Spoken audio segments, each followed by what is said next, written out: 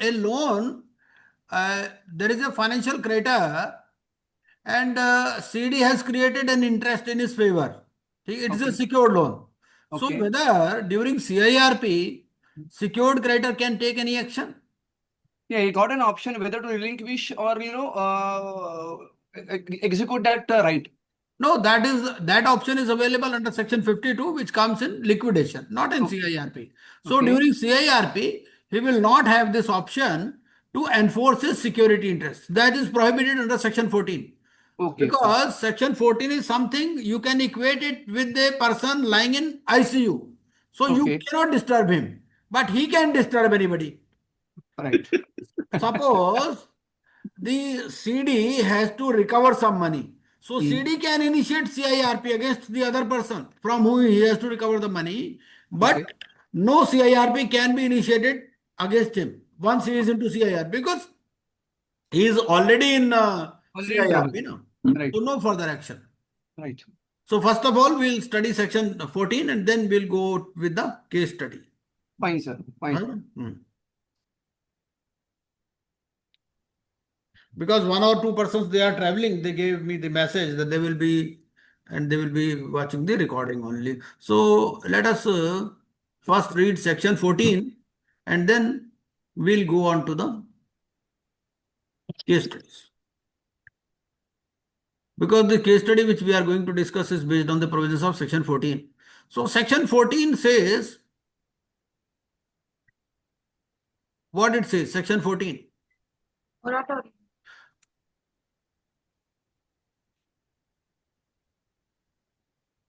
I hope my screen is visible. Is it visible? Visible sir थोड़ा बड़ा कर दीजिए हाँ सर अभी कर देते हैं बड़ा ही कर देते हैं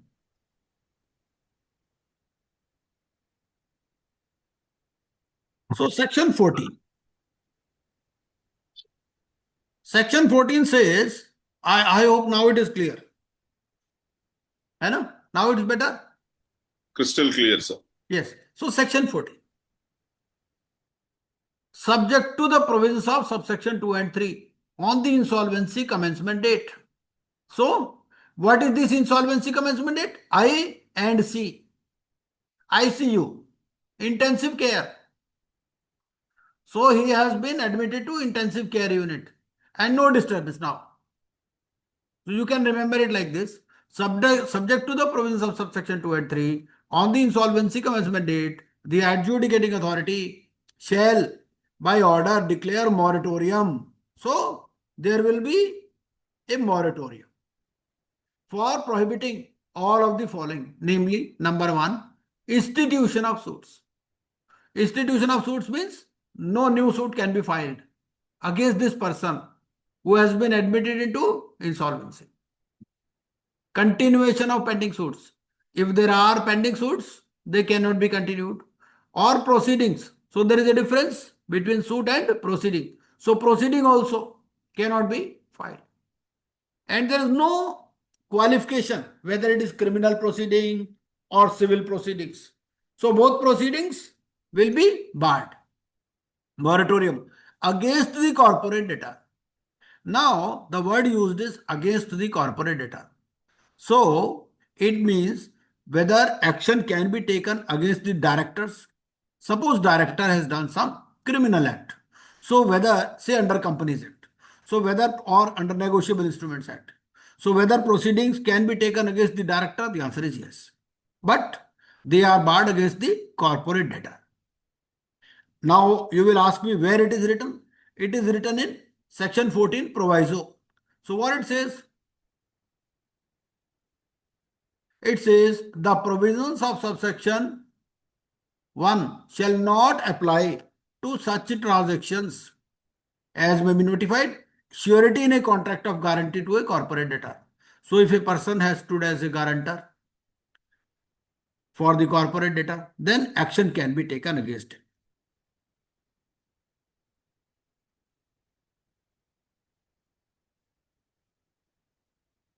Just there is some electricity problem.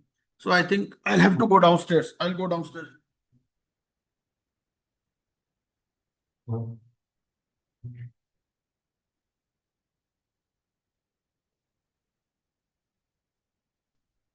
the suits which were filed earlier, they cannot be continued. No proceeding against the corporate debtor. But only bar on proceeding against the corporate debtor. No bar on proceedings against the directors or against the surety, including execution of any decree. So even if you have obtained any decree, so that also cannot be executed during this moratorium period. And the moratorium period will start on which date? On the insolvency commencement date. And when it will end? It will end when the CIRP will end. Okay. The order of moratorium shall effect from the date of such order till the completion of the CIRP. So till the period the CIRP is completed, the moratorium will continue. Right? Second point. Second point is transferring, encumbering, alienating or disposing of by the corporate debtor.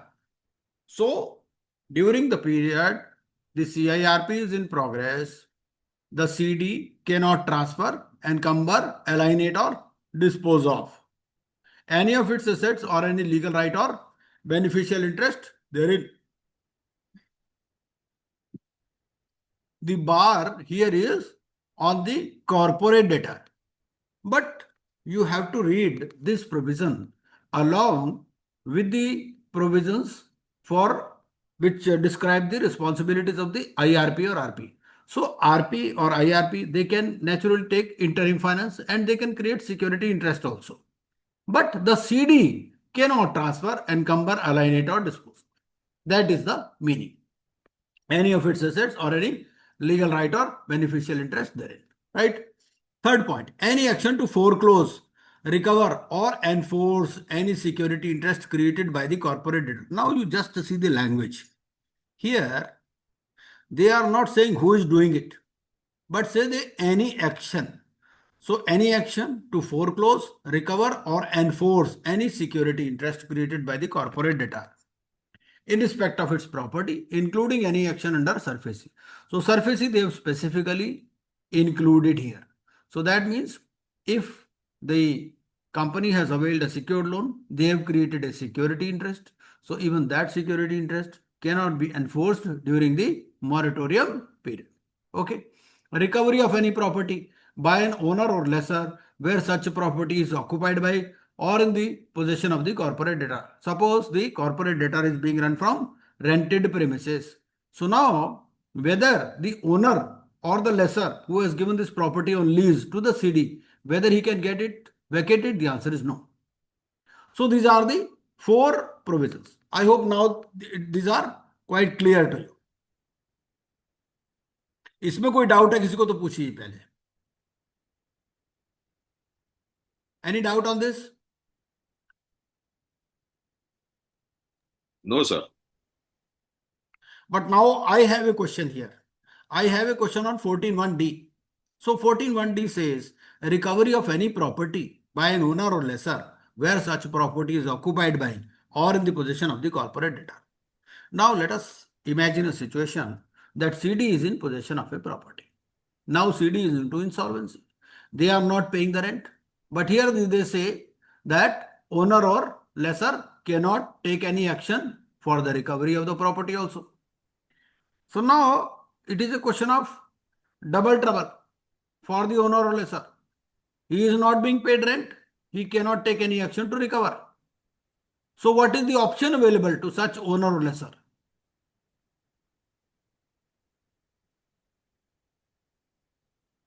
Actually, any cost for this period that will be treated as part of insolvency resolution process cost. So it will be paid first in priority of payment to any other person. So that is the recourse available. Because if we see the definition of insolvency resolution process cost, then it says the cost incurred in respect of a person whose rights have been adversely affected. So that is also treated as part of the insolvency resolution process cost. For the purpose of this subsection, it is hereby clarified that notwithstanding anything contained in any other law for the time being in force, a license, permit, registration, quota, concession, clearance or similar grant. Here, sometimes some licenses are given to the company by the central government, state government, local authority, sectoral regulator, or any other authority constituted under any law. So it says that during moratorium, they shall not be suspended or terminated on the ground of insolvency. Now, this word on the ground of insolvency is equally important because there may be certain other issues also due to which the license might be required to be cancelled. But they cannot cancel it on the ground of insolvency. And there are case laws that in one case, the license was cancelled. This power purchase agreement that was terminated on the ground of insolvency because Section 10 petition was filed. So that was set aside.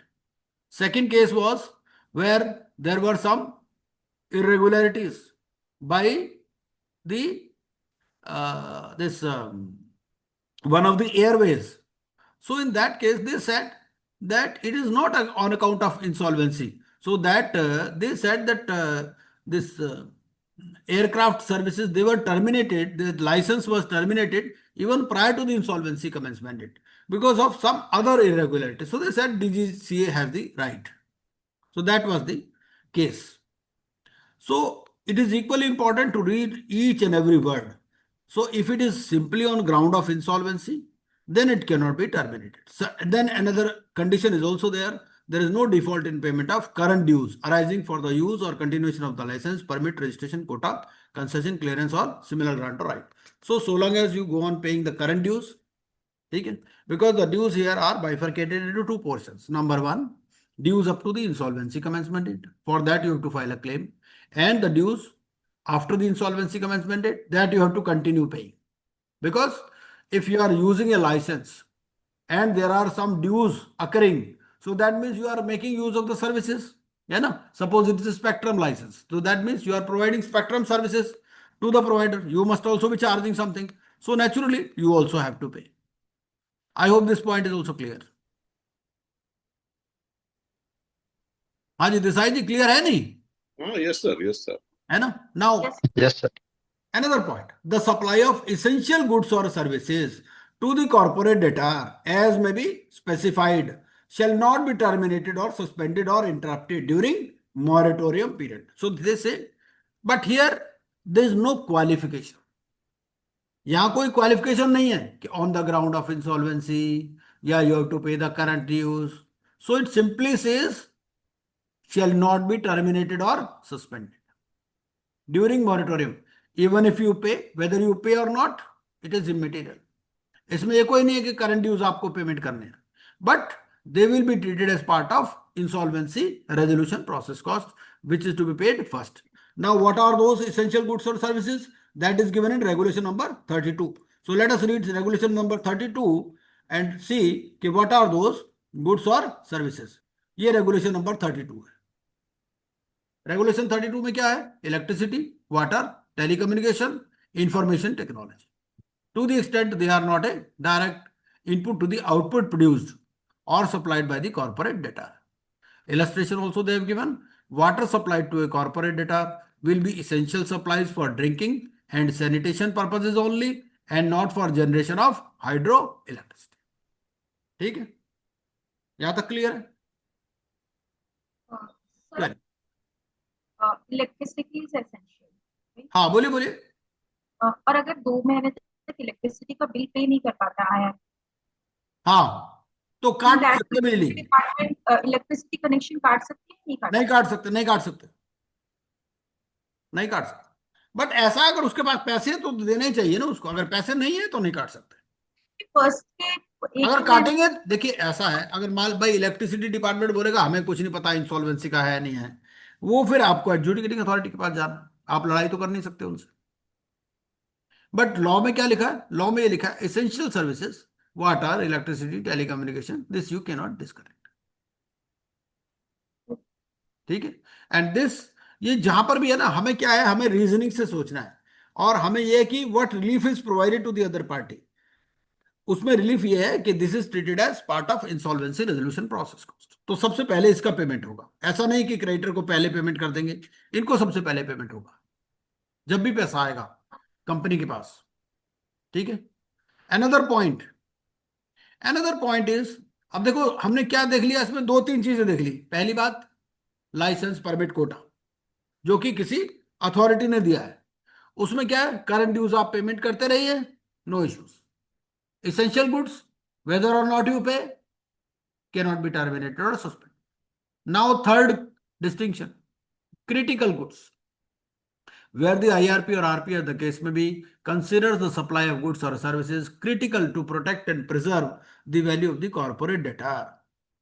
Now who has to decide this? The IRP or RP will decide that it is critical, okay, and manage the operations of such corporate debtor as a going concern. Then the supply of such goods or services shall not be terminated, suspended, or interrupted during the period of moratorium, except where such corporate debtor has not paid dues arising from such supply during the moratorium period, or in such circumstances as may be specified.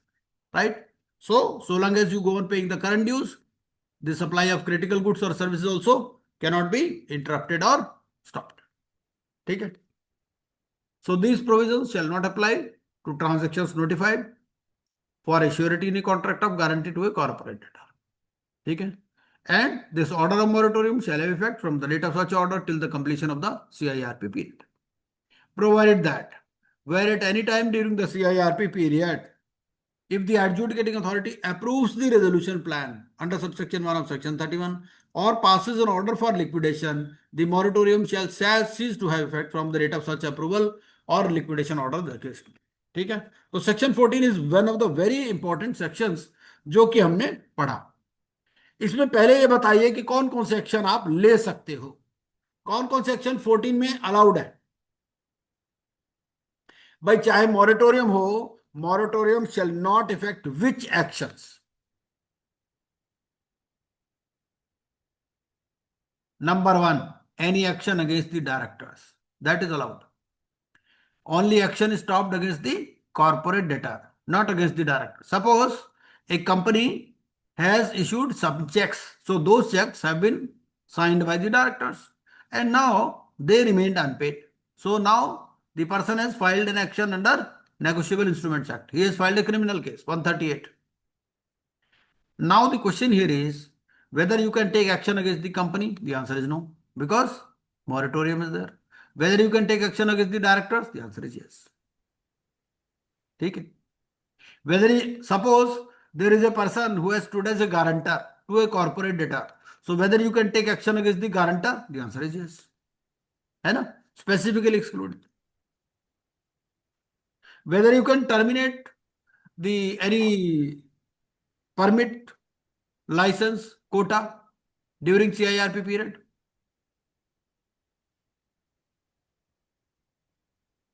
It can't be terminated on the basis of insolvency. It can be terminated on other grounds. right? Right. And another point is that so long as you go on paying the current dues, you have to pay the current dues. So you cannot say I will not pay the current dues also. In case you do not pay the current dues here means the dues after the insolvency commencement. Sir, Yes. जो insurance के पहले का कोई D होगा तो insolvency के पहले का ड्यू हो तो पब्लिक अनाउंसमेंट हो गया ना, पब्लिक अनाउंसमेंट में अपना क्लेम फाइल करो। इसमें परमिट में सर, है जो परमिट ऐसा लाइसेंस कोई है उसका ड्यू है इंश्योरेंस से पहले का। हाँ, तो इंसॉल्वेंसी से पहले का वो क्लेम फाइल करेंगे ना, ठीक है सर, क्लेम फाइल करेंगे। पब्लिक अनाउंसमेंट हो चुका ना, जैसे ही हुआ इमीडिएटली आपने कर दिया ना within 3 days public announcement. Okay sir. हाँ, तो पब्लिक अनाउंसमेंट में अपना क्लेम फाइल कीजिए। Now let us go to a case study which is based on the provisions of section 14 primarily. बाकी तो और भी इश्यूज है उसमें, लेकिन मेजर इशू ये है। और इसमें क्या है कि ये आपका केस स्टडी एग्जाम में भी आया था। ठीक है,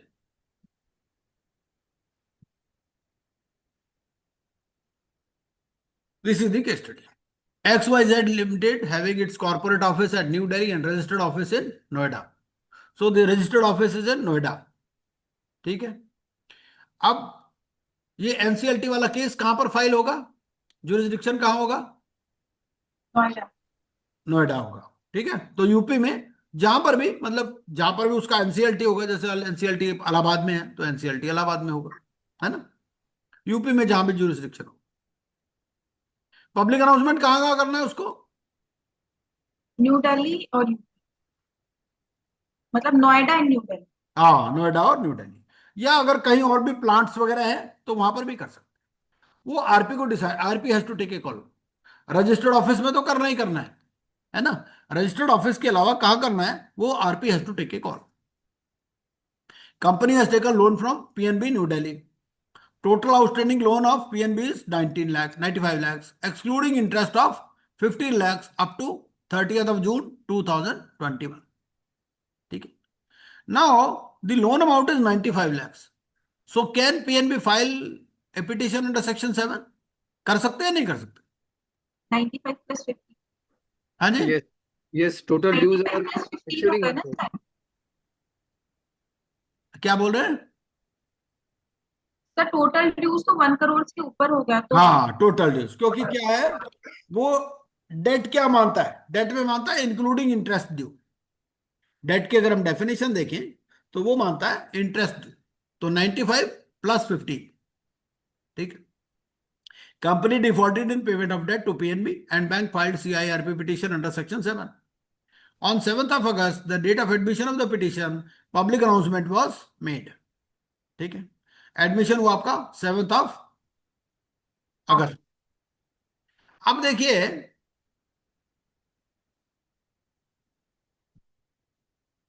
XYZ is the business of generation of power from coal. Coal supplier had total outstanding of 20 lakhs before CIRP. RP informed him that coal is a critical input. ठीक है, ये section 14 हमें याद आ रहा होगा।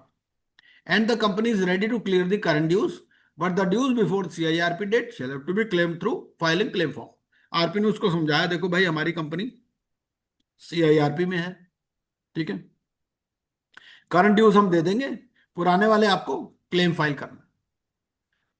Despite this assurance supplier discontinued the supply of coal. और उसने discontinue कर दिया। भाई हम लड़ाई तो कर नहीं सकते उससे, उसने वो बोला जी मेरे को कुछ नहीं पता CIRP VRP, मेरे को तो पूरे पैसे दो तो मैं कोल सप्लाई करूंगा, नहीं तो नहीं करूंगा। ठीक है। Mister D the Astwal director, Astwal director मतलब पहले डायरेक्टर था, आज की डेट में नहीं है, has given A loan of 10 lakhs and filed the claim before RP and he admitted the claim, but Mr. D was not given place in COC, लेकिन उसको COC में प्लेस नहीं दिया।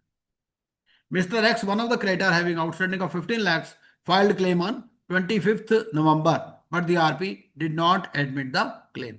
ठीक है, तो ये अभी देखिए कि आपका ये कब फाइल हुआ है, 7th of August को पिटीशन एडमिट हुआ है 7th of August को।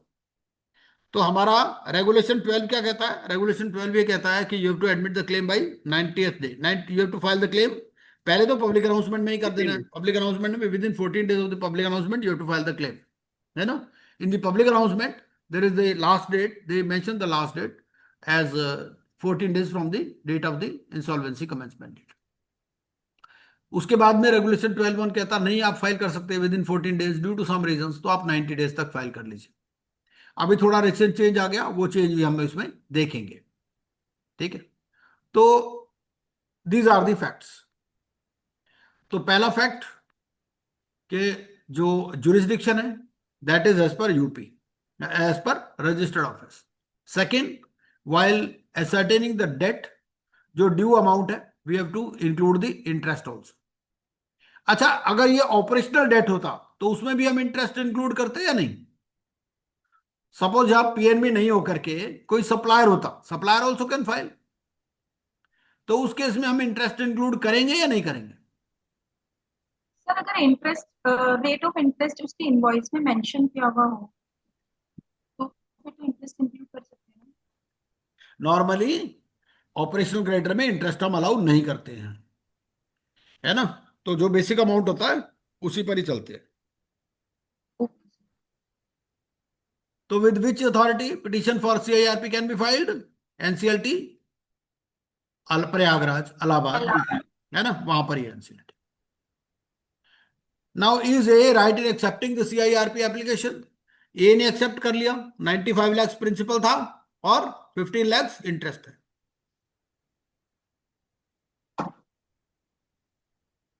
So the answer is given in section 5 subsection 8.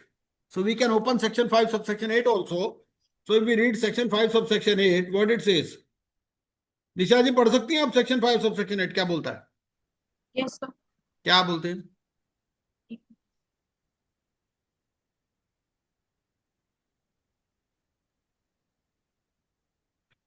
Section 5 subsection 8.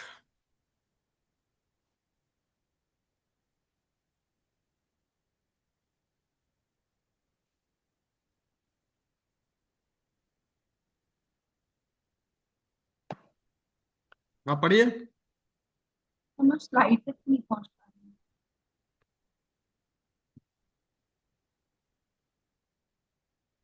नहीं वो 4 स्लाइड से आप जा सकते हो सीधा.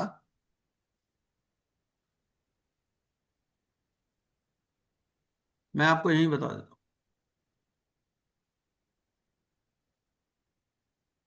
ये आ गया हमारा.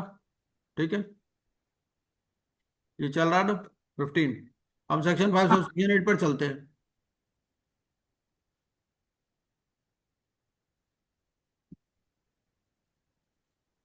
क्या कहता है सेक्शन 5 सबसेक्शन 8?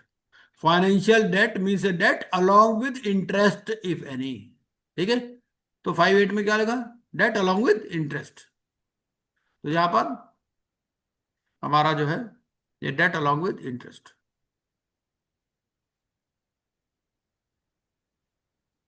ठीक है जी, चलिए.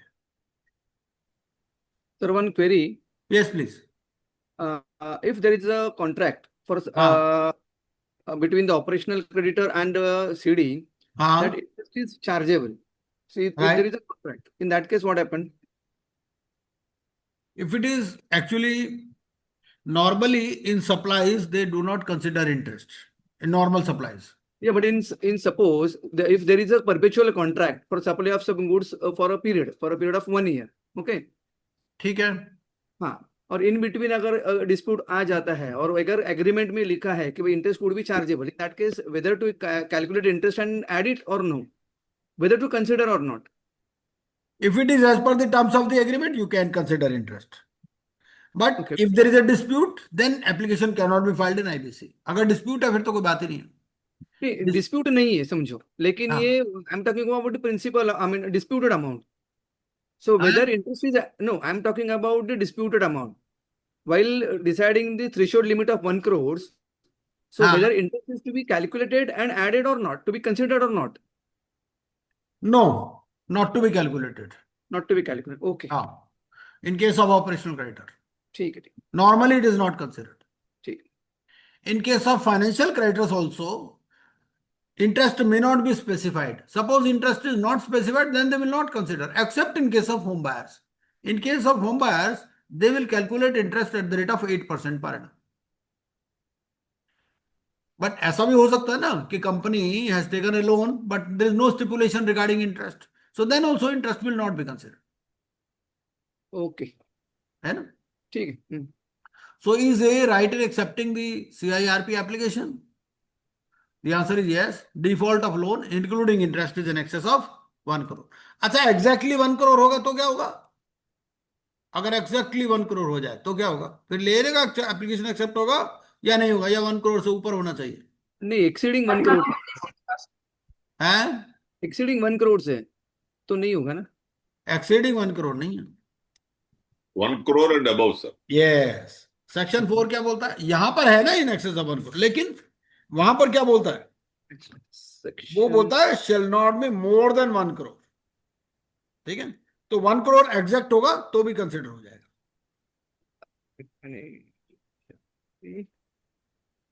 More than 1 crore.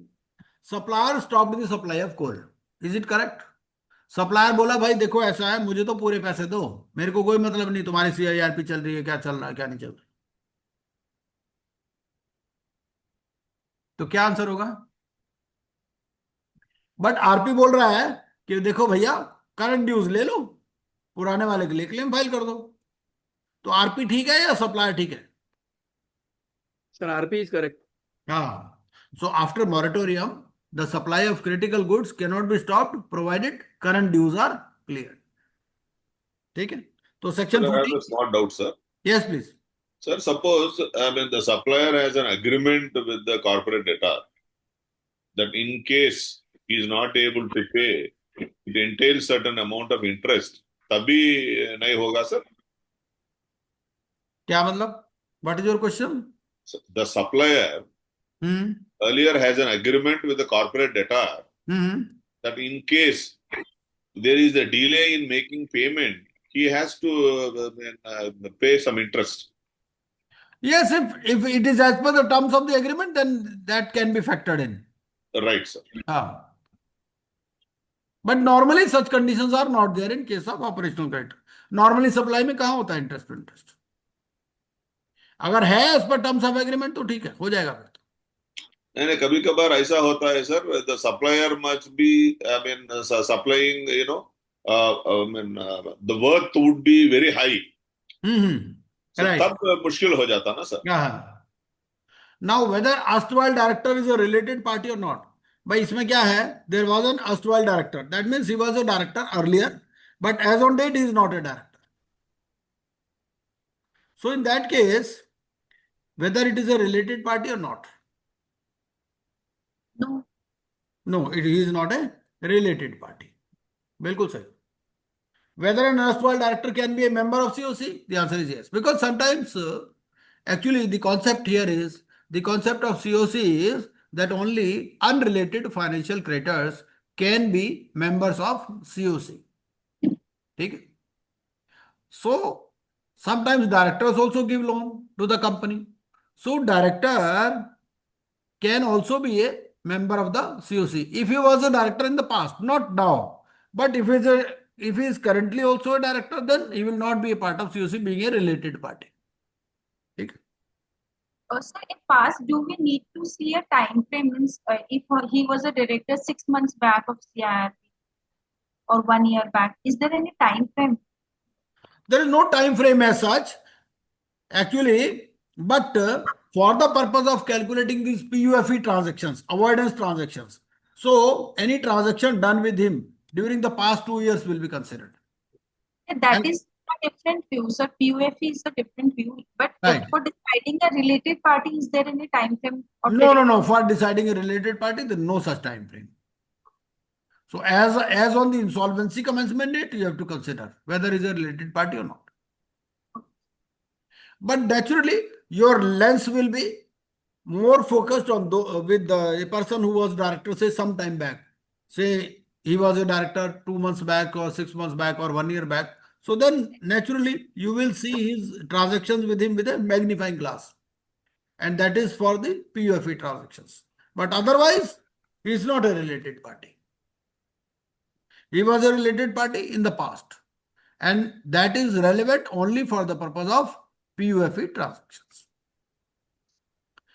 Was RP wrong in not giving the place in COC to Mr. D? The answer is yes. Was RP wrong in not accepting the claim of Mr. X?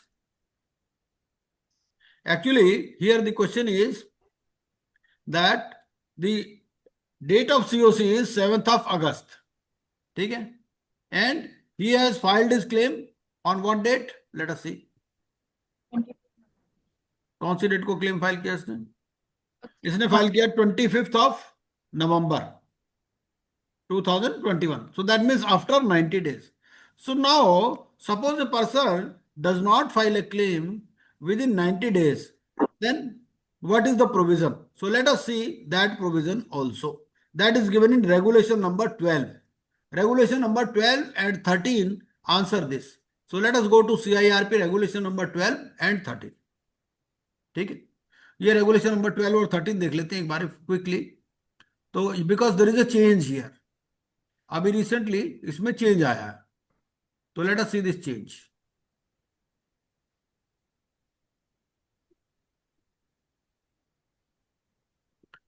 ये मैंने पहले भी discuss किया था. ये देखिए, सबसे पहली डेट क्या है? A creditor shall submit claim with proof on or before the last date mentioned in the public announcement. This is the first timeline. ठीक है, प्रोवाइडेड दैट, अब मान लीजिए उसने नहीं किया तो क्या होगा? A creditor who fails to submit claim with proof within the time stipulated in the public announcement, which is 14 days, may submit his claim with proof to the IRP or RP as the case may be up to the date of issue of request for resolution plans. ठीक है, कौन सी date दे दी इसने? Date of issue of request for resolution plans under regulation 36B और 90 days from the insolvency commencement date, whichever is later. ठीक है, so here we have to see that what is the date of issue of request for resolution plan, date of issue of RFRP, provided that Sir, according to current changes, he is eligible, but as per old, yes, he is अभी not. तो पुराने को तो भूल जाए ना हम, अभी तो करंट पे देखना है, Current में तो he is eligible, sir. Current में ही इज एलिजिबल, बट इसको और आगे बढ़ा लेते हैं हम, provided further that the creditor shall provide reasons for delay in submitting the claim beyond the period of 90 days from the insolvency commencement date. Now next provision 12A.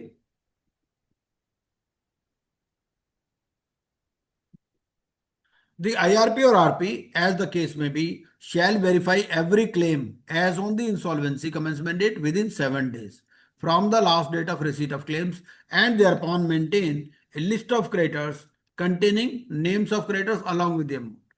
ठीक है, अब सपोज आपने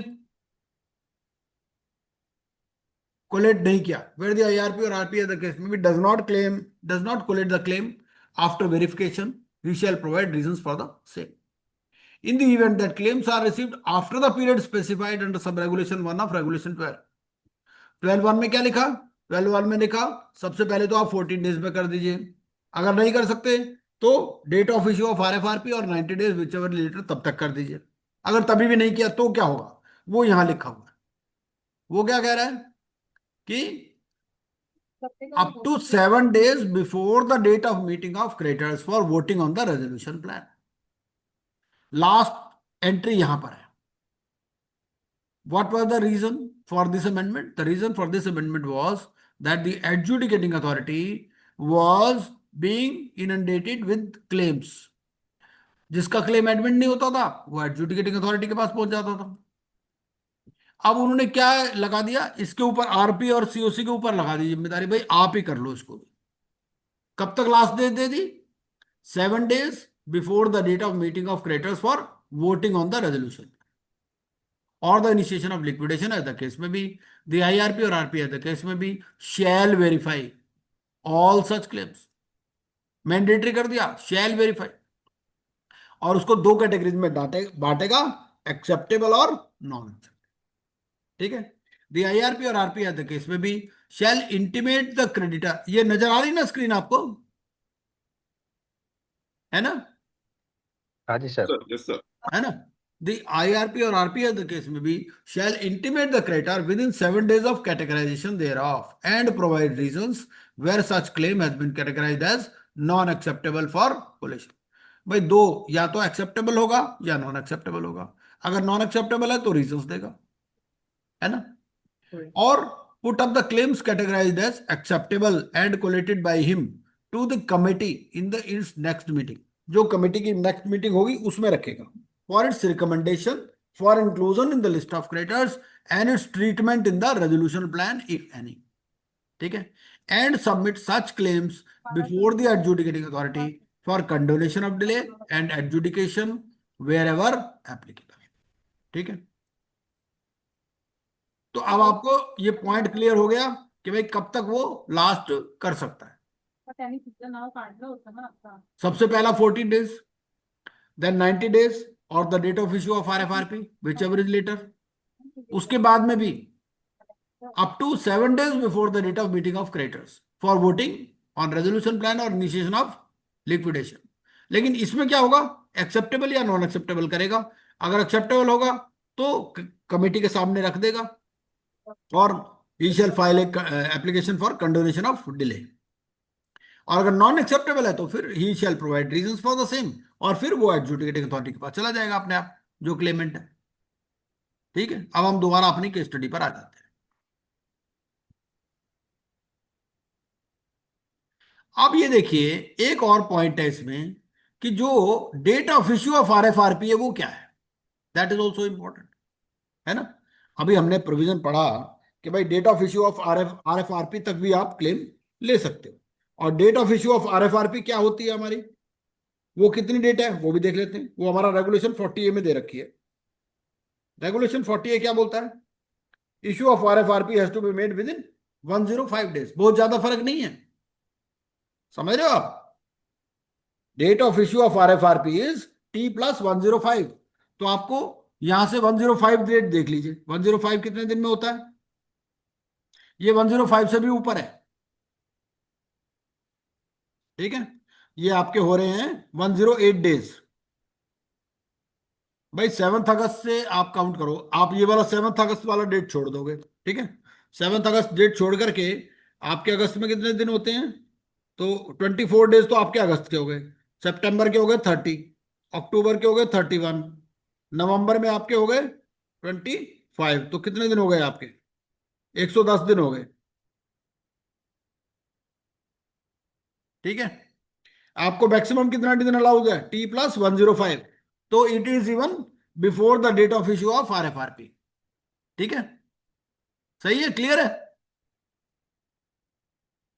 हाँ जी निशा जी, ये पॉइंट क्लियर है नहीं, yes sir, clear है। हाँ जी। है ना। अब चलिए, तो अब हमने देख लिया कि भाई कितने दिन में, 110 दिन में है ये, ठीक है। अब 110 दिन में है तो देखते हैं 110 दिन का क्या करेगा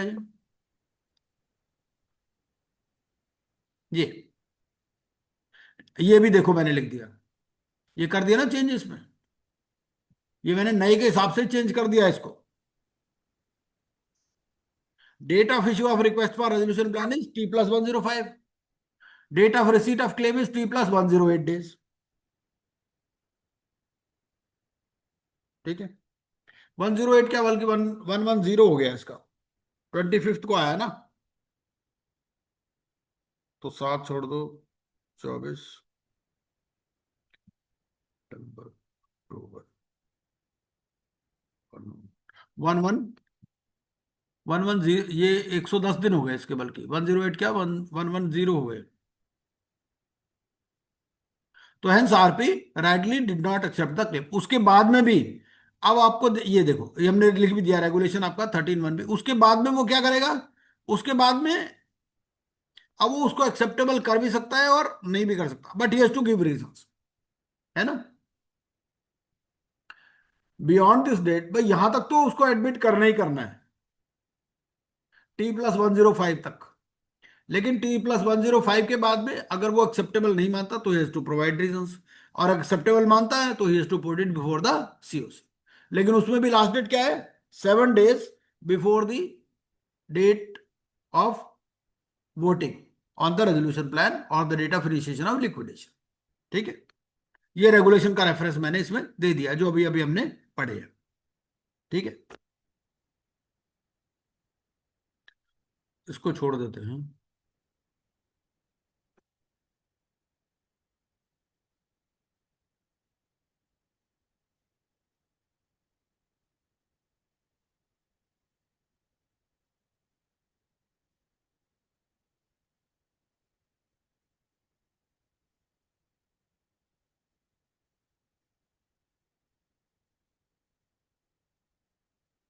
एक हम केस स्टडी करते हैं ऑन विड्रॉ। तो सेक्शन 14 क्लियर है अब सबको, कोई दिक्कत तो नहीं सेक्शन 14 में।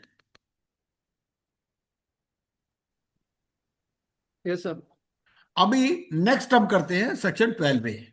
सेक्शन 12 में क्या बोलता है, इट इज ऑन विड्रॉ। तो before we attempt this case study, let us see section 12 and let us see the provision regarding withdrawal. So section 12 कोई एक्सप्लेन कर सकता है क्या, व्हाट इज सेक्शन 12? यस हाँ बताइए बताइए, सेक्शन 12 क्या बोलता है। सर, सीआरपी एडमिट होने के बाद भी सीआरपी विड्रॉ किया जा सकता है। इसमें दो कंडीशंस, या तो राइट, सीओसी फॉर्म हो चुकी है या सीओसी कॉन्स्टिट्यूट नहीं हुई है। Very good. सीओसी कॉन्स्टिट्यूट होने के पहले ही विड्रॉ किया जाता है। तो जिस दिन विड्रॉल के लिए आईआरपी के पास रिक्वेस्ट आती है विड्रॉल के लिए, I don't remember the form number, तो उसके विद इन 3 days ही has to apply to adjudicating authority and with the right, application. Very correct. और उस एप्लीकेशन के साथ एक बीजीवी बैंक गारंटी भी ली जाती है of the estimated cost of CIR.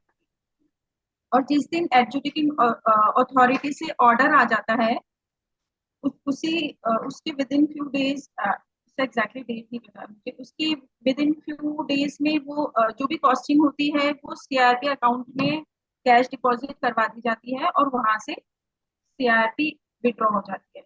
और अगर Right. सीओसी कॉन्स्टिट्यूट होने के बाद विड्रॉल की रिक्वेस्ट आती है तो वो रिक्वेस्ट सीओसी के सामने प्लेस की जाती है और 90% अप्रूवल के बाद, 90% वोट के बाद ही सीआरपी विड्रॉ हो सकती वेरी करेक्ट।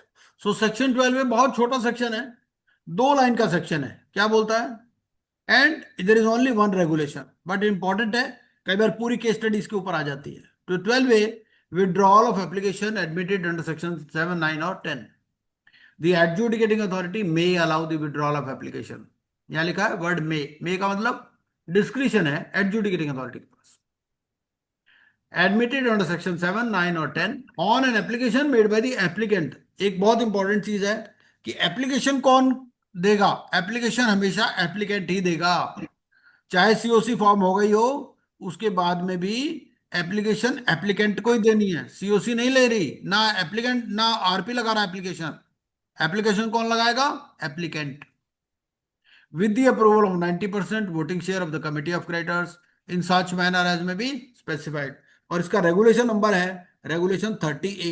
तो एक बार रेगुलेशन 30A और देख लेते हैं क्या कहता है regulation 30A। An application for withdrawal under section 12A may be made to the adjudicating authority. अगर सीओसी कॉन्स्टिट्यूट नहीं हुई है तो कौन लगाएगा? By the applicant through the IRP. ठीक है।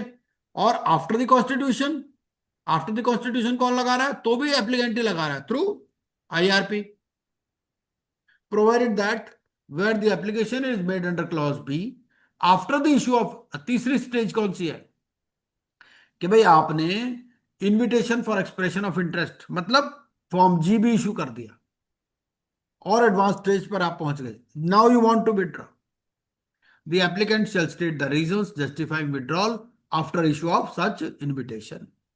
ठीक है। तो 3 स्टेजेस हो गई। Number 1 before constitution of COC, second after constitution of COC, and third after the issue of invitation for expression of interest. ठीक है। एप्लीकेशन कौन से फॉर्म में लगानी है? है। Form F A. ठीक है, सामने क्लियर है। Form F A of the schedule accompanied by a bank guarantee. अब बैंक गारंटी कितने अमाउंट की होनी चाहिए? भाई देखिए, एप्लीकेशन एडमिट हो गई है, एप्लीकेशन एडमिट हो गई होगी तो पब्लिक अनाउंसमेंट भी हो गई होगी, है ना? हो सकता है 1 महीना भी हो गया हो। फॉर्म जी तो आपको 60 डेज में इशू करना है, तो हो सकता है 2 महीने भी हो गए हो इंसॉल्वेंसी कमेंसमेंट डेट को। तो अभी तक के जो एक्सपेंसेस हो गए, भाई आईआरपी की फीस भी हो सकती है, कॉस्ट ऑफ पब्लिक अनाउंसमेंट भी हो सकती है, और भी बहुत सारी चीजें हो सकती हैं। तो वो जो भी एक्सपेंसेस है towards estimated expenses incurred on और by the IRP for the purposes of regulation 33 till the date of filing of the application. तो जो भी date of filing of application तक के जितने भी एक्सपेंसेस हैं एस्टिमेटेड ही है ना, है ना? तो वो एस्टिमेटेड एक्सपेंसेस की बैंक गारंटी भी देनी है। किसको देनी है? एप्लीकेंट को। ठीक है। Towards estimated expenses incurred for the purpose of clause double A B C and D of regulation 31 till the date of filing of the application under clause B of sub regulation 1। देखिए अब फर्क क्या है। पहला है under clause A. Clause A क्या बोला? Clause A बोला जबकि बिफोर कॉन्स्टिट्यूशन ऑफ सीओसी। अगर बिफोर कॉन्स्टिट्यूशन ऑफ सीओसी है तो आपको क्या देखना है? सिर्फ clause A of sub regulation 1। ठीक है। रेगुलेशन 33 जो एक्सपेंसेस कौन से हैं आपके, इसके लिए आपको रेगुलेशन नंबर 33 देखना है। तो एक बार रेगुलेशन नंबर 33 भी देख लेते हैं। और दूसरे वाले में क्या लिखा है? दूसरे वाले में लिखा double A B C and D. ठीक है, ये सारे आपको देखने हैं। तो एक बार रेगुलेशन नंबर 33 भी देख लेते हैं इसके साथ। रेगुलेशन नंबर 33 क्या बोलता है? रेगुलेशन 33 बोला कॉस्ट ऑफ द आईआरपी। ठीक है। The applicant shall fix the expenses to be incurred on और बाय द आईआरपी।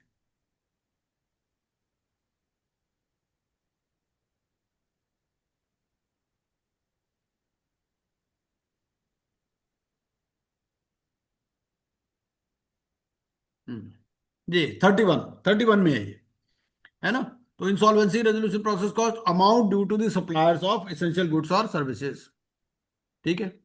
और डबल ए क्या आ गया, fees payable to the AR, out of pocket expenses, ये सारी चीजें।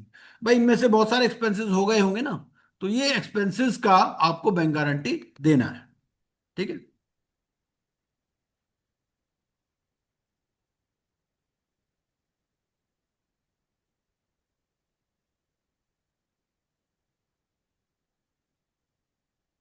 और इसके साथ जब हम पढ़ ही रहे हैं तो उसको वो ये वाला पॉइंट भी देख लेते हैं, वो जो मैं बात कर रहा था कि लैंडलॉर्ड के पास क्या राइट है। लैंडलॉर्ड देखो यहाँ यहाँ उसका राइट प्रोटेक्ट किया 31 ये बी में, amount due to a person whose rights are prejudicially affected on account of the moratorium imposed under 14(1)(d)। तो 14(1)(d) में कौन आ रहा था, ऑनर और laser.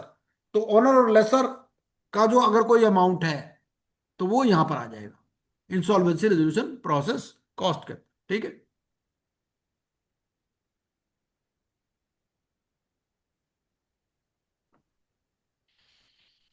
Hmm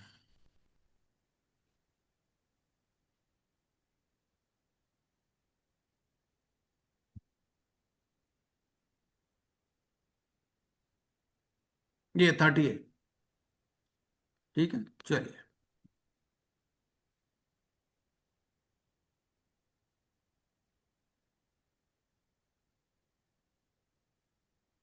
Where an application for withdrawal is under clause A, the IRP shall submit the application to the adjudicating authority on behalf of the applicant within 3 days of its receipt, ठीक है। क्योंकि applicant ही बताएगा ना withdraw करनी है, तो applicant किसको request करेगा, आईआरपी को, ठीक है। तो आईआरपी एप्लीकेशन सबमिट कर देगा to the adjudicating authority on behalf of the applicant within 3 days of its receipt, ठीक। अच्छा अब आपसे पूछ लें कि भैया इसको साइन कौन करेगा, फॉर्म एफए को साइन कौन करेगा।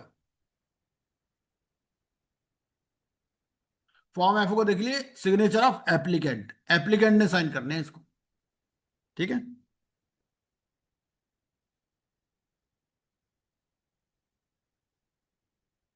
चलिए,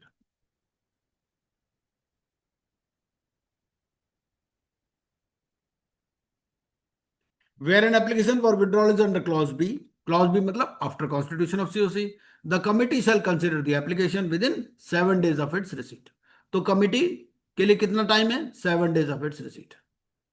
Where the application referred to in sub-regulation 4 is approved by the committee with 90%, the RP shall submit such application along with the approval of the committee to the adjudicating authority on behalf of the applicant within 3 days of such approval, ठीक है। 7 दिन का time है for considering, और फिर 3 दिन का time है, 3 दिन अप्रूवल के 3 दिन के अंदर इसको एप्लीकेशन फाइल करनी है। एडजुडिकेटिंग अथॉरिटी में by order approve the application, अगर अप्रूव हो गई तो कितने दिन में इसको जमा करना है, within 3 days of such approval, ठीक है। In the bank account of the corporate debtor, failing which the bank guarantee shall be invoked without prejudice to any other action, ठीक है।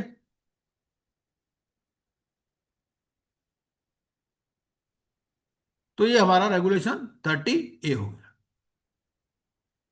तो ये हमने देख लिया विड्रॉल। अच्छा सपोज विड्रॉल तो हो गया, विड्रॉल की एप्लीकेशन भी लग गई, अब आरपी को करना क्या है ये बताइए। क्या फुल स्पीड पे चलते रहना है या थोड़ा स्लो कर देना है अपने आप को, क्या करना है इसको। भाई देखिए, एप्लीकेशन एडमिट हो गई, एप्लीकेशन तो फाइल हो गई। अब इसमें सवाल ये आता है कि आरपी क्या करे, क्या फुल विगर में काम करता रहे या थोड़ा स्लो डाउन हो जाए, क्या करना चाहिए आपके हिसाब से, क्या करना चाहिए आरपी को। स्लो डाउन हो जाना चाहिए ताकि हाँ जी, फर्दर स्लो डाउन हो जाना चाहिए। राइट।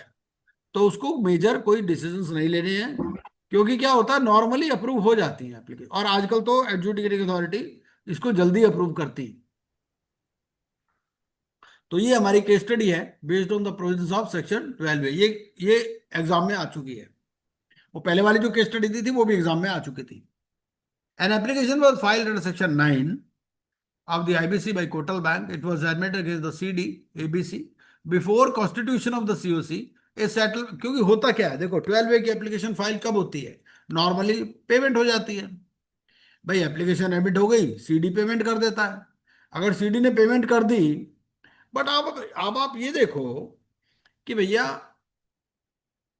ये पेमेंट कर कौन रहा है, क्योंकि सेक्शन 14 क्या बोलता है, सेक्शन 14 ये बोल रहा है कि सीडी पेमेंट ही नहीं कर सकता। अभी हमने सेक्शन 14 भी पढ़ा ना, सेक्शन 14 क्या बोल रहा है, सेक्शन 14 बोल रहा है ना, transferring, encumbering, alienating, or disposing of by the corporate debtor any of its assets or any legal right or beneficial interest therein. ठीक है।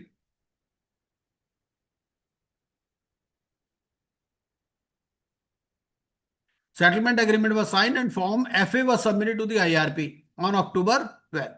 IRP Mr. Smart submitted the application for withdrawal under Section 12A on October 18. However, the IRP post filing of the application proceeded to constitute the COC, filed an application under 19.2, undertaken valuation of the assets. 6 COC meetings were also held post filing.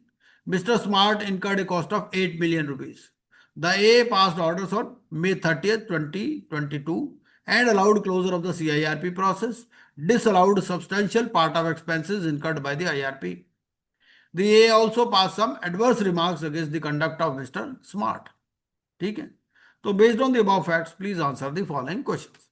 तो case study you have understood. Was Mr. Smart justified in continuation of CIRP after filing application under 12A?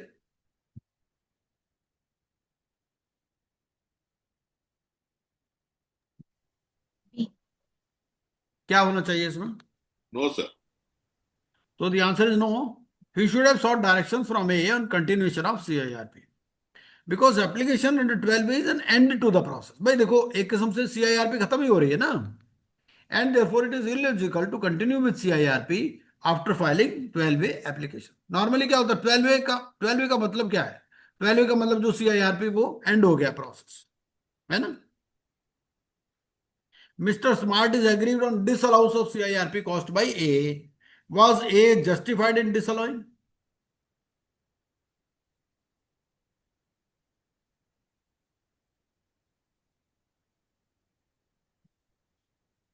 तो answer इसमें रहेगा A, because IRP just applied the process mechanically. देखो लिखा कुछ नहीं है law में, लॉ में इस बारे में लिखा नहीं है कि भाई उसको कंटिन्यू करना है क्या करना, but he should have applied his professional judgement.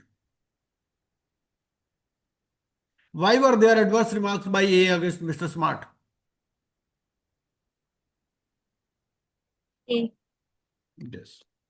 So Mr. Smart took undue advantage of the situation as there is no express law. Mr. Smart did not apply his professional acumen and continued CIR. For Section 12A, how much voting in favor by COC is required? 90%. So it is minimum majority of 90% of voting share. अच्छा 90% of voting share का क्या मतलब है यहां पर? Suppose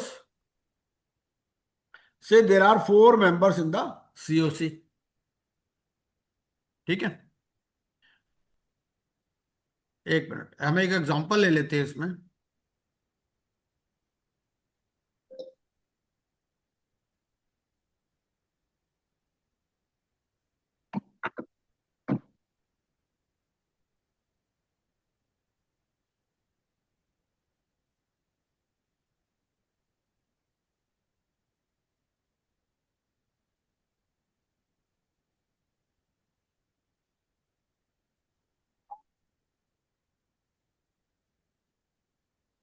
let us take an example, there are say 4 person, ठीक है, ये हमारे फाइनेंशियल क्रेडिटर्स है,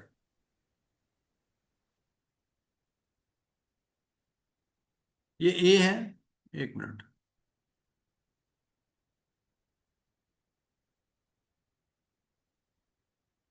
ए बी सी और डी, ठीक है। नाउ से A is having 40%. B is having 30% vote share. C is having say 15%. और D के पास 15%. Now suppose A say yes to withdrawal application. ठीक है? B also says yes. C also says yes. But D abstains from voting. Or D was not present. So D was not present. हो सकता है ना कि भाई उस दिन था ही नहीं मीटिंग में. तो अभी ये जो 90% माना जाएगा नहीं माना जाएगा, क्या होगा?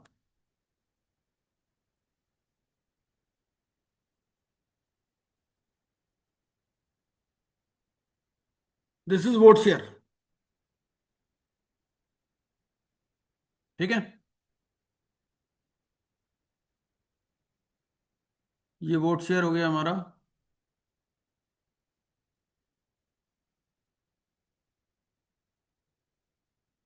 और दिस इज वोटिंग.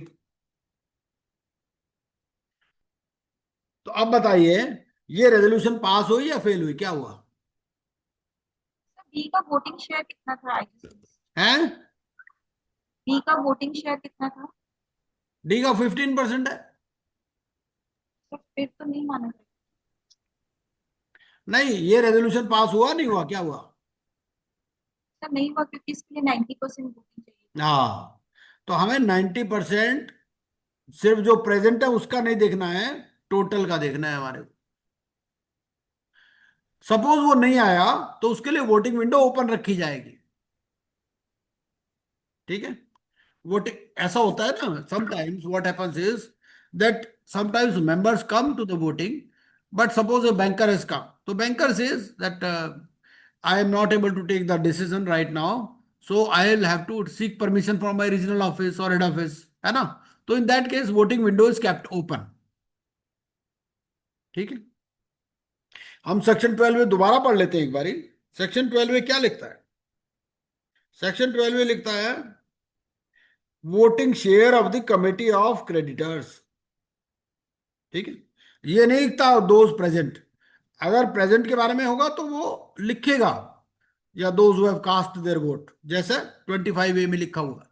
यहां पर ऐसा नहीं लिखा है, voting share of the committee of creditors. ठीक है, तो 90% अभी नहीं हुआ. If he was not present तो अभी क्या ऑप्शन होगा इसके पास? आरपी के पास क्या ऑप्शन है?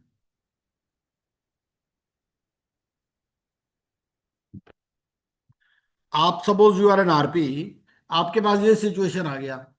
ना Vardhan ji, what is the option available to you? आप क्या करोगे इस सिचुएशन में? Yes, sir. We'll call for another meeting, sir, actually. नहीं, there is no need to call for another meeting. We will keep the voting window open. Right, sir. Okay. Sir, ये 48 hours होगा, sir? 48 our नहीं, वो अभी देख लेते हैं ना उसको. अभी उस चीज को देख लेते हैं हम लोग. Because there was a time frame for that also, no, sir. हाँ, ये आ गया ना हमारा. अब हम वोटिंग पर चलते हैं एक बारी. वोटिंग को इसके साथ ही समझ लेते हैं तो अच्छा रहेगा, कोई देर नहीं लगेगा उसमें कि कब तक इसको ओपन रखना है.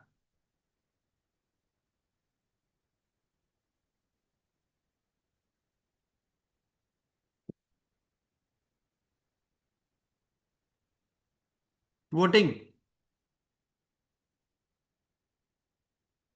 ये देखिए voting by the committee. I hope now it is clear, है ना? ये विजिबल है ना?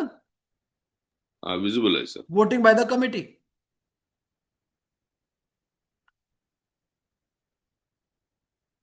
अब now let us see the provision of section 25 subsection 5.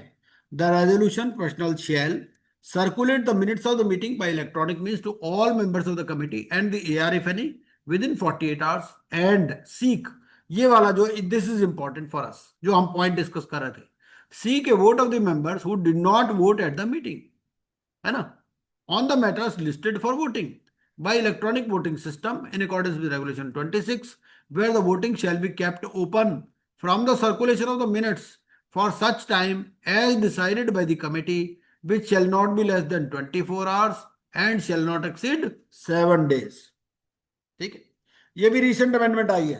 पहले क्या होता था, एक एक महीना वोटिंग विंडो ओपन रहती थी जब तक अप्रूवल नहीं आएगा उसका, क्यों, because is a major financial criteria. भाई जब तक डिसीजन नहीं आएगा तब तक डिसीजन हो नहीं सकता, है ना. अब क्या कर दिया, it shall not exceed 7 days. Provided that on a request for extension made by a creditor, the voting window shall be extended in increments of 24 hours period. ठीक है, अगर एक्सटेंशन की रिक्वेस्ट देगा तो क्या होगा, वो फिर और एक्सटेंड हो जाएगी, लेकिन हर बार 24 आवर्स तक एक्सटेंड हो. ये इंक्रीमेंट का मतलब क्या है, 7 days, बियॉन्ड 7 days या 7 days तक भी के लिए भी करना है उसको, what is the meaning? Within 7 days, sir. No, no, no. 7 days can be done by the RP alone. Yes, sir. But if they want it beyond 7 days, ठीक है, then COC, COC. they will request. A member of the COC will request. Say banker will request. I am not able to obtain my permission of my regional office or zonal office within 7 days, so please extend it. So then it can be extended in increments of 24 hours period. ठीक है, provided further that the resolution personal shall not extend the voting window where the matter listed for voting have already received the requisite majority vote. अगर मान लो जो भी requisite majority है उसको मिल गया, है ना, and one extension has been given after the receipt of requisite majority. भाई देखो, there are some decisions which require 66%. Normal decisions require not less than 51%, है ना, 66, 51, 90%, यही 3 डिसीजन है बेसिकली, है ना. तो अगर उसको रिक्विजिट मेजॉरिटी मिल गया तो एक से ज्यादा एक्सटेंशन नहीं देगा. ठीक है, तो यहां तक क्लियर है. चलिए,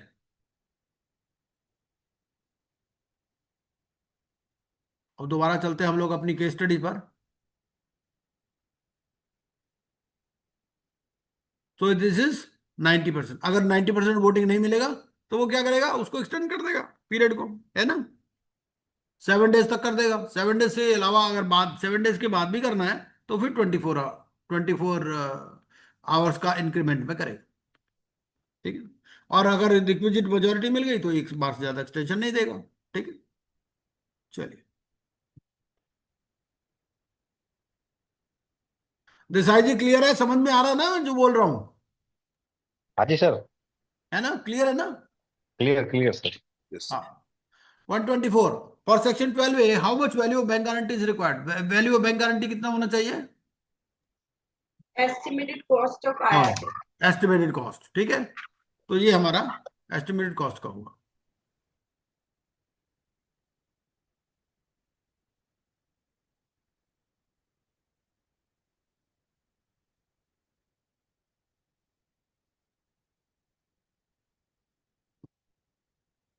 अच्छा, इसके अलावा हम कुछ इश्यूज डिस्कस कर लेते हैं फिलहाल, केस स्टडीज के अलावा.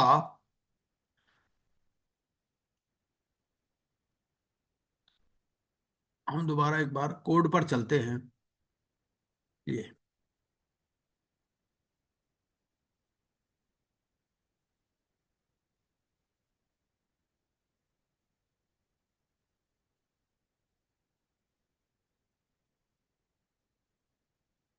ये देखिए, ये रेगुलेशन नंबर 7. रेगुलेशन 7 क्या कहता है, a person claiming to be a operational creditor. ठीक है, ये बताइए कि what is the meaning of a person claiming to be an operational creditor. सीधा लिख सकता था एन ऑपरेशनल क्रेडिटर, तो ऐसा क्यों लिखा, a person claiming to be an operational creditor, कुछ मीनिंग होगा ना. तो क्या मीनिंग है निशा जी आपके हिसाब से. Sometimes there may not be invoice raised and only notice has been issued. नहीं नहीं, वो तो बात, वो तो अलग है. वो तो देखो, वो तो ऑपरेशनल क्रेडिटर तो हो ही गया. Operational creditor, whether invoice has been issued or not, he is an operational creditor. But the stress is on claiming to be. तो मेरा question on claiming to be है तो क्लेमिंग टू बी क्यों लिखा, operational creditor क्यों नहीं लिखा? इसका मतलब ये है, basically there is a case law on this. वो greater Noida industrial development authority का केस था।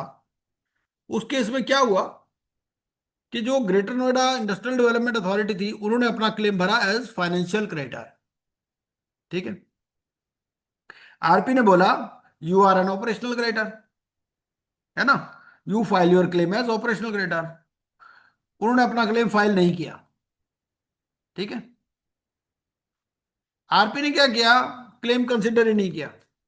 आरपी ने मान लिया उस बंदे ने कोई क्लेम फाइल ही नहीं किया, रेजोल्यूशन प्लान भी पास हो गया, मामला चला गया सुप्रीम कोर्ट में। तो सुप्रीम कोर्ट ने कहा देखो वर्डिंग क्या लिखा है, a person claiming to be, भाई उसका परसेप्शन है कि वो फाइनेंशियल क्रेडिटर है या ऑपरेशनल क्रेडिटर है। आरपी को देखना है कि वो है क्या एक्चुअली। भाई उसने फाइनेंशियल क्रेडिटर क्लेम फाइल किया था, आप उसको ऑपरेशनल क्रेडिटर मान लेते। आपने उसका अमाउंट कंसिडर ही नहीं किया कहीं पर भी, ना ही इंफॉर्मेशन मेमोरेंडम में। रेजोल्यूशन प्लान भी पास हो गया, फिर रेजोल्यूशन प्लान को दोबारा रिमांड बैक कर दिया सीओसी को कि भैया इसका क्लेम कंसिडर करो। तो this word claiming to be is also important. Claiming to be का मतलब क्या है कि ये उसका माइंड है, ऑपरेशनल क्रेडिटर है। हो सकता है वो फाइनेंशियल हो, फाइनेंशियल ऑपरेशनल हो सकता है, ऑपरेशनल फाइनेंशियल हो सकता है। डिसाइड कौन करेगा, आरपी डिसाइड करेगा। ठीक है, ये एक वर्ड है, इसके ऊपर भी case law.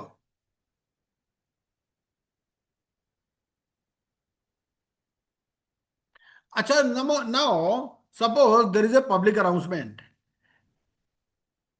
Now, whether a person can claim that he did not see the public announcement, public announcement के अलावा भी आरपी की कुछ ड्यूटी है क्या, या पब्लिक अनाउंसमेंट कर दिया ओके हो गया, जिसका क्लेम आए ठीक है नहीं, क्या होना चाहिए? Besides, my question is whether in addition to public announcement, there is any duty cast upon the RP or IRP? The Yes. answer is given in Regulation 6A. So what Regulation 6A says? Regulation 6A says that the IRP shall send a communication along with a copy of public announcement made under Regulation 6 to all the creditors as per the last available books of accounts of the corporate debtor. ठीक है, उसको public announcement की copy लगानी है और सबको भेजना है थ्रू पोस्ट और electronic means where of the information for communication is available. Information for communication का मतलब क्या है कि द एड्रेसेस आर अवेलेबल या ईमेल एड्रेसेस अवेलेबल है। ठीक है, provided that where it is not possible to send a communication to creditors, the public announcement made under Regulation 6 shall be deemed to be communicated to such creditors. ठीक है, तो अगर उनका addresses available नहीं है तो फिर वो क्या करेगा, फिर तो पब्लिक अनाउंसमेंट इज सफिशिएंट। ठीक है, तो ये हमारा रेगुलेशन नंबर 6।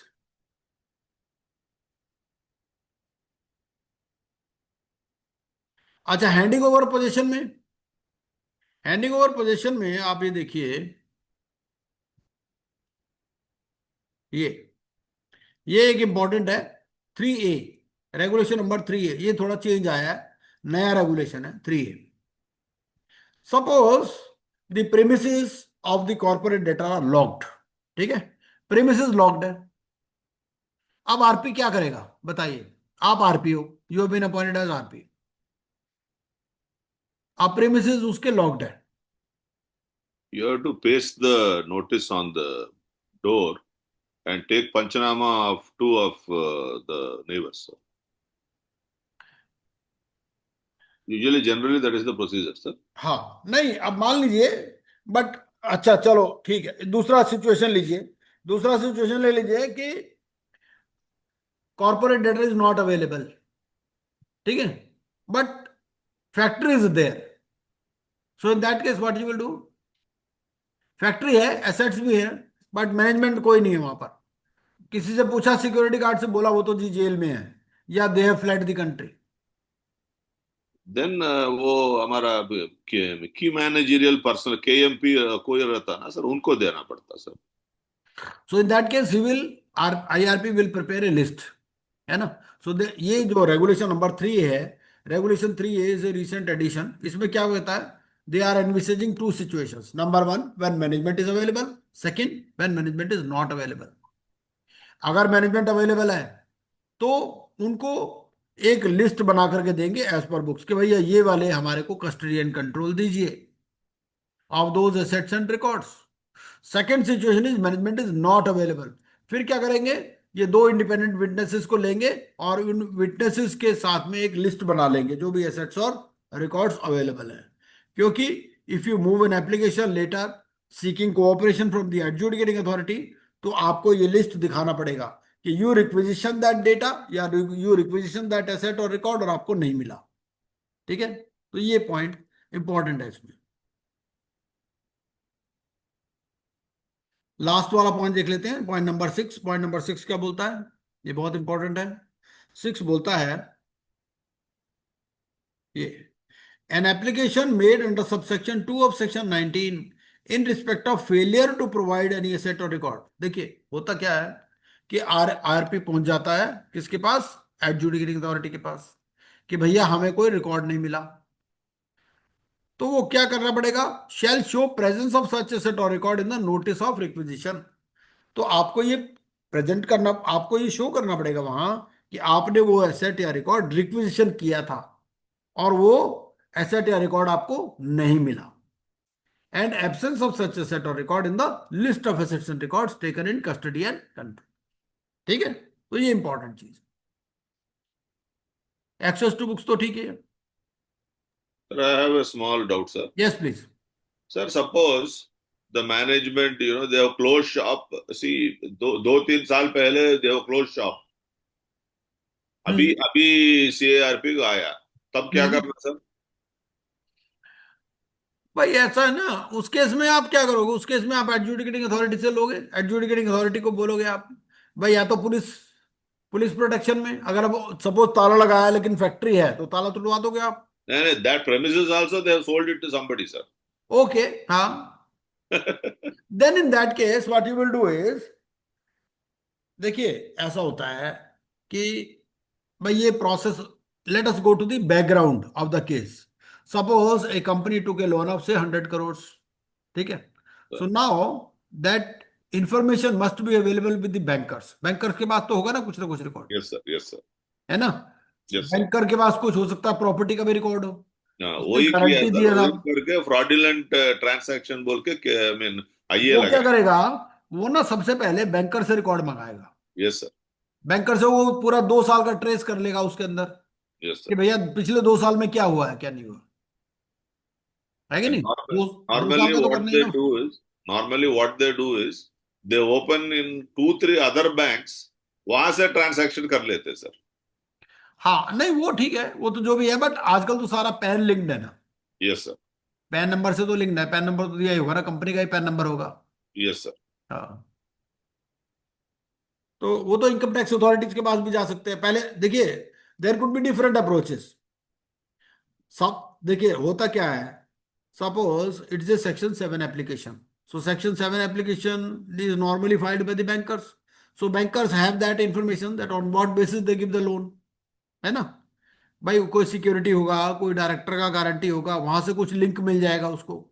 जो बैंक अकाउंट होंगे उससे लिंक मिल जाएगा. यही है. Yes sir. Now access to books. Access to books में my question is whether bankers also are required to give some information या नहीं. The answer is given in regulation Yes, number sir. 4 sub regulation 3. So what regulation number 4 sub regulation 3 says? The creditor shall provide to the IRP or RP, as the case may be, the information in respect of assets and liabilities of the CD from the last valuation report, stock statement. भाई देखो जब loan लिया तब तो company exist कर रही थी ना, है क्या नहीं? तो उस टाइम कोई वैल्यूएशन रिपोर्ट होगा, कोई स्टॉक स्टेटमेंट होगा. भाई कंपनी नॉर्मली 2-3 साल बाद बंद होती है, ऐसा तो नहीं कि चालू होते ही बंद हो जाएगी. है ना? तो वो जो भी लास्ट वैल्यूएशन रिपोर्ट है, कोई स्टॉक स्टेटमेंट है, कोई रिसीवेबल स्टेटमेंट है, कोई इंस्पेक्शन रिपोर्ट भी होता है, हर साल रिन्यूअल होता है ना? ऑडिट रिपोर्ट है, स्टॉक ऑडिट रिपोर्ट है, title search report, technical officers report, bank account statement, and such other information which shall assist the IRP or RP in preparing the information memorandum, getting valuation determined, and in conducting the CIRP. तो ये कौन provide करेगा? Creditor. ठीक है, ये point भी clear है। Now Yes. Choice of AR। अब चॉइस ऑफ AR के ऊपर क्या है? सबसे पहले तो ये बताइए कि AR की जरूरत कौन से केसेस में पड़ेगी। In what circumstances you need to appoint an AR, पहले तो ये बताइए। One is when there are separate class of creditors, sir. Right. The second one is when there are numerous number of workmen, उसको भी एक authorized representative बनाते sir. No no, that is वो तो क्या होता है, वो नॉर्मली वर्कर्स का रिप्रेजेंटेटिव हो जाएगा। So that is he will not be paid any fees, he is not an authorised representative. हाँ, correct sir. Number He is a one. representative. Authorized representative can only be in case of financial creditors. Yes, sir. Separate class of creditors. Right. So unless there is a class of creditors, and how that class of creditors will be ascertained? Class of creditors will be ascertained from the books of accounts. Yes, sir. ठीक है। So we can go to directly regulation number 2. Regulation number 2, 1AA, class of creditors. So what class of creditors is? ये क्या बोलता है? Class of creditors means a class with at least 10 financial creditors under clause B of subsection 6 of section 21, and the expression creditors in a class shall be construed accordingly. ठीक है। Examples I have already given to you: debenture holders, deposit holders, merchant bankers, underwriters. कौन से financial creditor है? Those which are governed by the same terms and conditions of payment and repayment normally. ठीक है। अब करना क्या है? सबसे पहले क्या करेगा ये? He will examine the books. On an examination of books of account and other records, the IRP shall ascertain the class of creditors. For representation of creditors in a class ascertained under sub-regulation 1, the IRP shall identify 3 insolvency. अब ये 3 को identify करेगा। कौन होने चाहिए? क्या अपने relatives को लगा सकता है? The answer is no. Not his relatives or related parties. ठीक है। Having their address as registered with the board in the state or union territory as the case may be, which is the highest number of creditors. देखिए, creditors are spread over various states, है ना? तो वो क्या देखेगा कि भाई जिसमें हाईएस्ट है वहां से एक ले लेगा, सेकंड हाईएस्ट, थर्ड हाईएस्ट, इस तरह से। अगर उस स्टेट या यूनियन टेरिटरी में अवेलेबल नहीं है तो नियरेस्ट स्टेट में ले लेगा। अच्छा, ये जो है इसको डिस्क्लोज कहां पर करना है IRP को? ये AR जो सेलेक्ट कर लिए इसने, ये कहां पर डिस्क्लोज करेगा? कहीं डिस्क्लोज भी तो करेगा ना? Public announcement. Right. Public announcement में ये डिस्क्लोज कर देगा तीनों का नाम, उन तीनों में से एक सेलेक्ट हो जाएगा। अच्छा, suppose there are 4 classes of creditors, ऐसा भी हो सकता है ना भाई, क्लासेस ऑफ क्रेडिटर्स भी अलग अलग हो सकती हैं। जैसे एक तो डिपॉजिट होल्डर्स हो गए, एक होम बायर्स हो गए, एक अंडरराइटर्स हो गए, ऐसे 3 क्लासेस हैं। तो 3 क्लासेस के लिए फिर कितने इंसॉल्वेंसी प्रोफेशनल सेलेक्ट करेगा ये? 3 या 9? 9। 9, very correct. For each class of creditors 3 select करेगा, ये तीनों का नाम पब्लिक अनाउंसमेंट में देगा। उस तीनों में से एक वो सेलेक्ट करेंगे नंबर के बेसिस पर, और जिसकी भी हाईएस्ट नंबर होगा उसको, उसके लिए क्या करेंगे ये? The IRP shall obtain the consent of each insolvency professional identified to act as in the class in form AB. तो इनकी जो consent है ये फॉर्म AB में ले लेंगे, ये AB है, written consent to act as authorized representative। तो इसका consent फॉर्म दूसरा है, और जो IRP है उसका consent फॉर्म दूसरा है, उसका डबल A है। ये कंसेंट कब ली जाएगी? हैं? ये कंसेंट कब ली जाएगी? कंसेंट तो पहले ही लेनी है ना।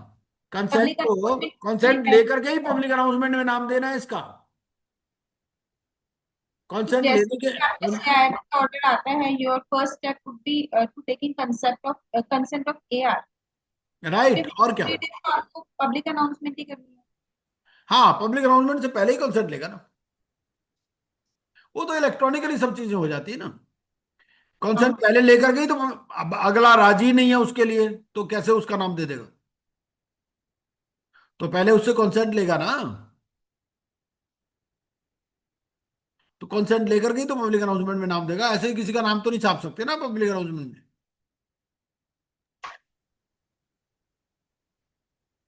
ठीक है जी। सर उसके बाद अगर किसी क्लास ऑफ किसी की बुक्स में अगर सपोज क्लास ऑफ क्रेडिटर्स में 12 क्रेडिटर्स तो भी एआर अपॉइंट करना कंपलसरी है या ये आईआरपी के डिस्कशन पे होगा?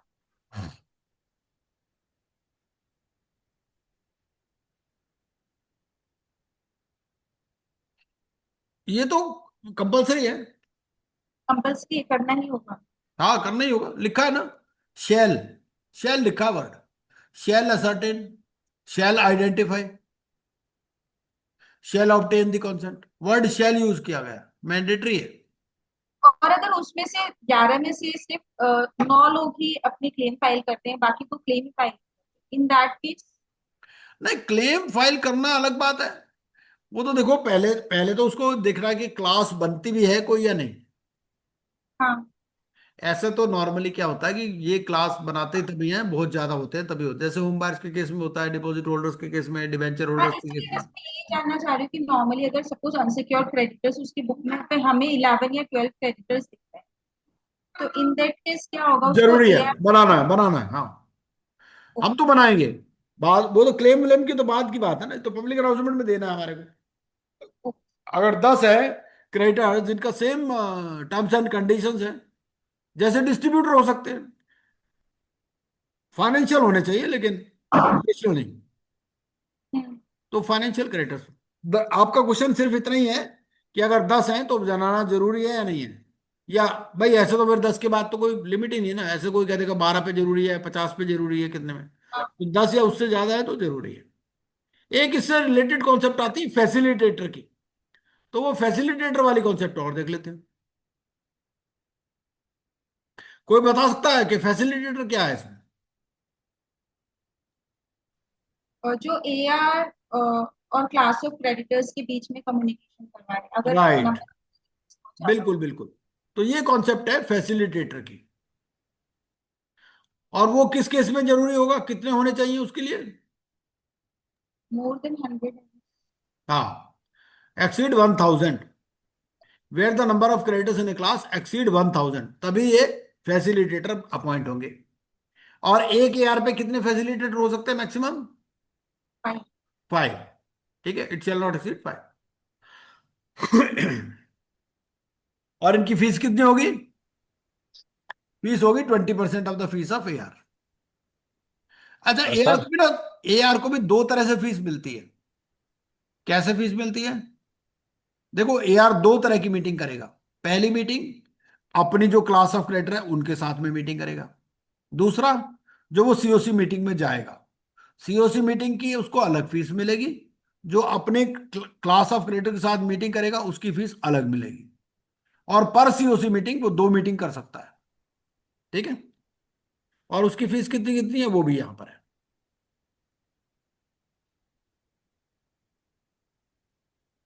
फीस पर meeting of creditors in class with authorise representative, ये फीस है उसकी 10,000 अगर नंबर ऑफ क्रेडिटर 10 to 100 है, और 12,000 और 15,000। और for attending meetings of the committee उसके लिए फीस है 30,000, 40,000 और 50,000। पर मीटिंग वो दो मीटिंग कर सकता है, अगर दो मीटिंग से ज्यादा करता है तो सीओसी से अप्रूवल लेना जरूरी है। आज की डेट में इतना ही करते हैं, है ना। बाकी फिर हम परसों करते हैं इसको। Sir yes please. सर ये फैसिलिटेट का अपॉइंटमेंट के लिए कोई अप्रूवल लेना पड़ता है कमेटी का? हाँ, वो तो लेना ही पड़ता है। एक एक बार इस पॉइंट को कर ही लेते हैं, 1 मिनट लगेगा।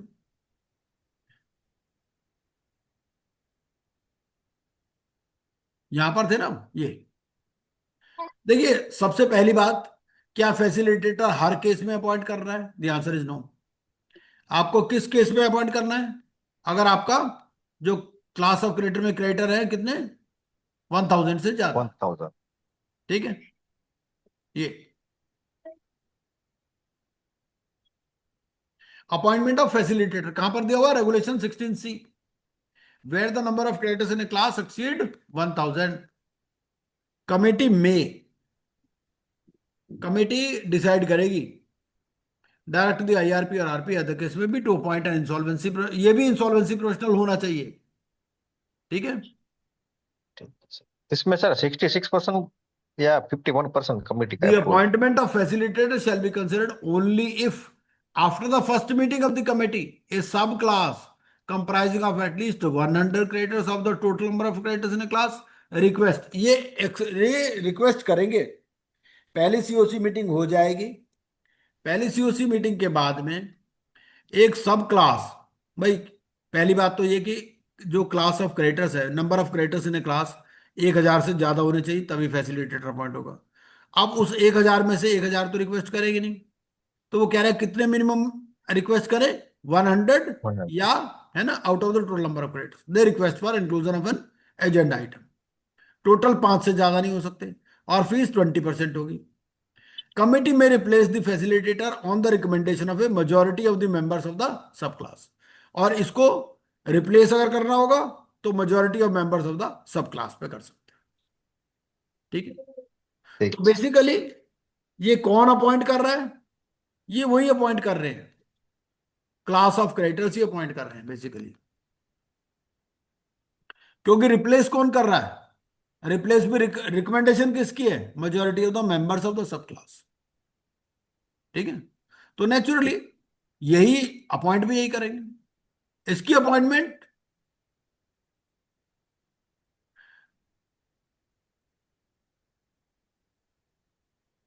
रोल्स एंड रिस्पॉन्सिबिलिटीज एक बार देख लेते हैं।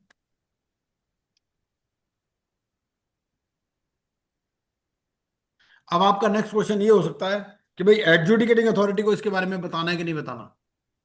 देखिए, he is an insolvency professional, तो इंसॉल्वेंसी प्रोफेशनल होने के नाते तो ये है कि he will be govern by IBPI regulations, है ना, ये है। लेकिन इसकी अपॉइंटमेंट में क्लैरिटी नहीं है बहुत सारी अभी, अपॉइंटमेंट ऑफ फैसिलिटेटर में। बेसिकली क्या है, ये फैसिलिटेटर तो है, इंसॉल्वेंसी प्रोफेशनल ही होगा ये, है ना, लेकिन एडजुडिकेटिंग अथॉरिटी को अप्रोच करने के बारे में इसमें कुछ नहीं लिखा। बेसिकली क्या है, ये डिसीजन छोड़ेंगे क्लास ऑफ क्रेडिटर्स के ऊपर। तो क्लास ऑफ क्रेडिटर्स ही, जब रिप्लेसमेंट की पावर किसके पास है, मेजोरिटी ऑफ मेंबर्स ऑफ सब क्लास, तो अपॉइंटमेंट की पावर भी मेंबर्स ऑफ सब क्लास के पास ही होगी, ठीक है। ये रिक्वेस्ट करेंगे किसको, COC को, और COC डिसीजन लेगा विद 51% मेजोरिटी, क्योंकि ये 66% वाला डिसीजन नहीं है, रिप्लेसमेंट भी तो मेजोरिटी से हो रही है ना। वो रिकमेंडेशन दे रहे हैं, बेसिकली रिकमेंडेशन दे रहे हैं कौन, majority of the members of the sub class, बस COC करेगी। लेकिन COC में 66% में ये शामिल नहीं है, सेक्शन 28 में शामिल नहीं है, सेक्शन 28 में 66% दे रखा है, तो अदर देन 28 तो आपका कितने पर होगा, 51% पर, है ना।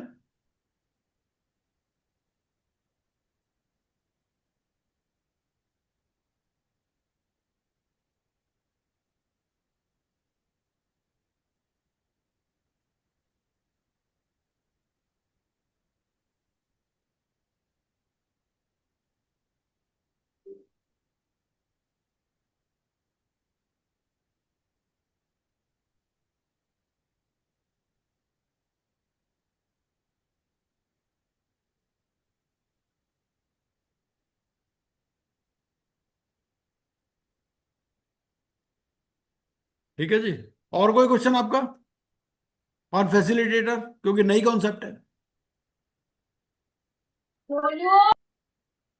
सर आप चेंजेस में पूरा दिया है ना sir, I think we can check with that. हाँ, चेंजेस में दे ये रहे हैं। लेटेस्ट, आई थिंक सर ये लेटेस्ट एग्जाम में आई थिंक ये चेंजेस का बारे में ज्यादा पूछते हैं सर। पूछेगा पूछेगा, बिल्कुल पूछेगा, बिल्कुल पूछेगा। राइट